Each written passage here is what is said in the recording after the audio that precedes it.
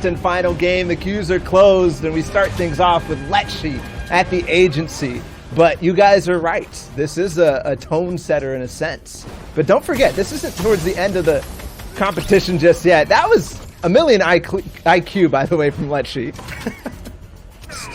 Our friend Coolest Carrot, who came out of the open qualifiers, now we got to check to see if his skills are up to par with the probably one of the best controller players in EU in general.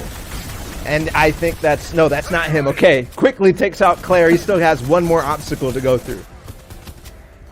If that player still chooses and elects to be here, I think he does. Coolest Carrot just one level above Letchi, but we saw Letchi's kind of, I always say classic in terms of how players play, but just his method of actually getting into a fight. It's about attacking every single wall as fast as possible, engaging where the weak points are in a player's rotation on defense. Right now, it won't matter because he doesn't have the time. Coolest Carrot there with a shot right to the head multiple times over and over. That was a big beam. That's over for Letchi too. And he's cleaned it up before Midas is even down. And I didn't see quite how many points he has, but I'm assuming that he's well on pace to reach the top 300 and qualify for week 2. Now you'll finally see this pattern develop with every fight lasting just a mere short seconds. The long versions of the fights we'll see and the long portions of all these engagements will be these reactionary third-party moments. At the same time, I feel like Mini wants to end this quick. The last one, yep, a bait in, a switch just turns on, and that tack shot hits the head. Another fight starting off fast. We're mentioning names too, Bala. Kiriachi up near the back of Slurpy Swamps, just looting out, waiting for this fight to end and start at the same time. Mini's looking for more fast, hot action, and he takes it with another cone replace. 3 tacks in total is all he needs to take out his opponent once again. Max materials, another upgrade. He's just letting these people loot for him and picking up the prize afterwards. Right now, we're not anywhere near that lock-in phase. It'll still be early game fights. The mind games, the will he, won't he, doesn't matter because he's in. It's Verse with another fast elimination. He's building forward and gonna go right by. Foxy has an opportunity to beam, but he pulls out the shotgun, and unfortunately that's the signal for Snappy to drop down, and he knows that there's a player there now. Foxy's already taken almost all his shield down in this box fight, but answers right back. Another SMG beam, and this is just the state of what's going on. If you can't land those shotgun shots, if you don't have the patience, you can. Is showing that these guys are going into this game with the mindset of, yes, I will. CRR just melted Kiriachi's head in an instant, and even gets an upgrade. That was Kiriachi, who is one of the better solo players in the region, in the world, I should say, especially when it comes down to online. I don't think we've seen him too much. For possibly, maybe Storm Surge for that 6th zone, but at the same time, it doesn't matter. Another beam connects, just 2 bursts. And it's another pickup, 4 total points, a fight breaks out, Cubix is there, but I don't think he knows what he's up against. I don't think he does either. But this is, again, one of the better players in the region. Kubex played so well in duos with his partner Cammy. It doesn't matter, though. Cafo will clean that up. Gets another upgrade on his pump shotgun, and now the players with what appears to be insane aim also upgrade to insane weaponry. He'll be able to sit here for a while without really getting pushed. You see the people who get pushed time and time again are those who stay down low in a box with not too many people around them. A nice heavy snipe. And we've been seeing a lot of that today. I think as time goes on, we'll probably see a little bit less of that as players get more used to the... It'll be a risk nonetheless because there is basically everyone that's not moving looking for some type of shot to set up some type of trap.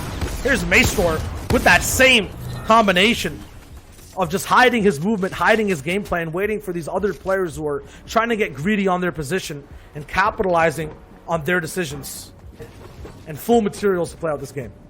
What he did was actually wait until people got past and got towards center zone. Oh my goodness, Thomas looking like Kinzel from the previous game. He's now up to 3 eliminations with a heavy snipe and looking for more. Okay, I was going to lose it. I was going to get off my chair. And landing most of these shots, it's even low ground. Every single jump you can expect exactly where the player will land. You can't really change your trajectory mid-air. There's not even a reason to all the way near the backside. So Thomas 1 million IQ, but has the mechanics to hit and boot as well. There's another.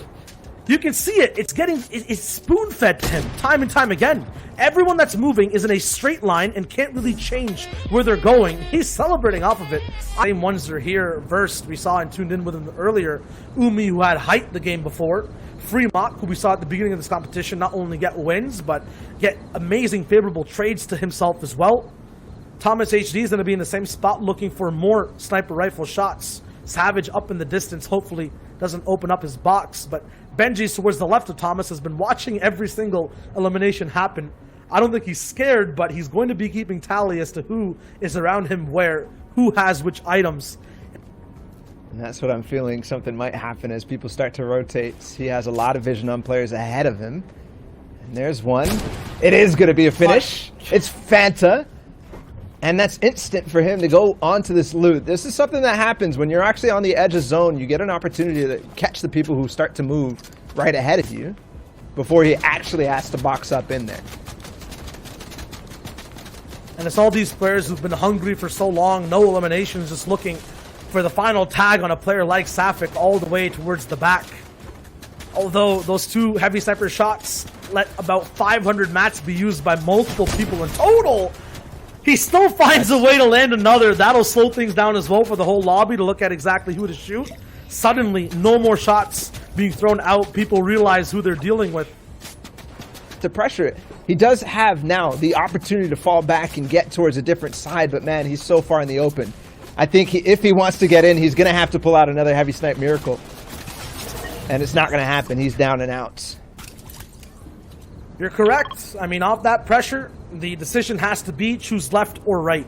You can't keep walking on that same plane. Not only does it allow pressure to keep getting divvied onto you, you saw how many more boxes opened up, and then look back at Safik when he finally chose. Not many launches so far, at least that I'm hearing. Especially, I think, because the congestion is all kind of on the side and not necessarily across from the zone. So players decide that they can go in. Nice shots from Bafo. So they continue to try to pressure. I don't know if he can recognize who that player was. He's going to get in a box. I don't know if this is him, though. I think it must be based on the fact that he's instantly trying to go up and escape away from Bafo. But he gets the cone in, gets the floor, and knocks him down. And it's Froxy, who we saw earlier with that legendary burst AR. No, it was just an epic. And then Bafo continues. He's not in zone yet, by the way, when he took that fight. But he is now. And look at the players he's basing up right on top of Stompy, Hen, 4ZR. It just gets harder from here. Fremont is nearby. Cafo, who we saw. Coolest Carrot, who for sure has that Midas drum gun in tow. Here's Verox. One of the most, I think, underrated players in EU, but I think that may be kind of well stated because Verox, while he has had pop-off performances in cash cups, maybe in one of the semis or open stages of FNCSs, not quite reaching those first places or even close to top 5 in when it actually matters in the grand finals. One of the great things about Verox is his aim. He consistently will hit, like Benji Fishy, 200 pump shots to the face when it matters the most, when he needs to, in clutch situations. But you'll see him consistently down on low ground doing just that and having to rely on it so much because it's siphon after siphon that you need to use to survive down there. The siphon's all about that low ground. When it comes to height, it's about tracking which players have what, how much pressure there is available, and who's going to rotate first. Benji being in the same position, I think after almost every single zone, knows Thomas was above him.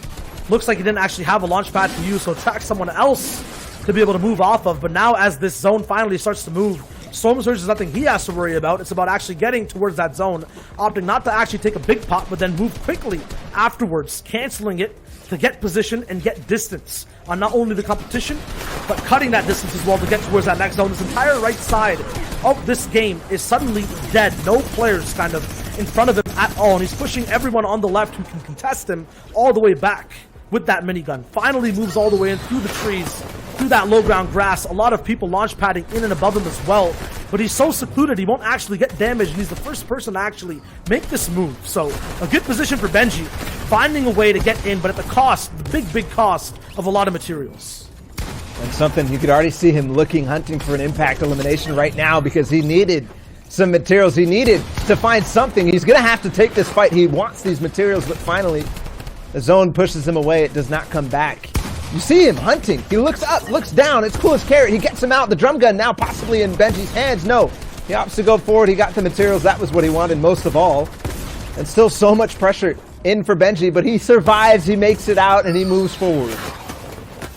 And still not in a position of any type of control, but he looks so fluid with everything that he wants to do. Nothing's rattling this man from any layer, from any position whatsoever, but at the end of the day, it'll be HP and a surprise from Matrix getting him down.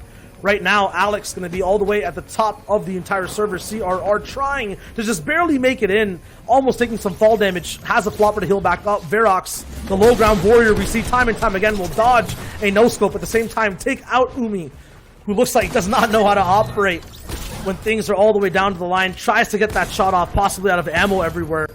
Tried his best, but Verox picks him up.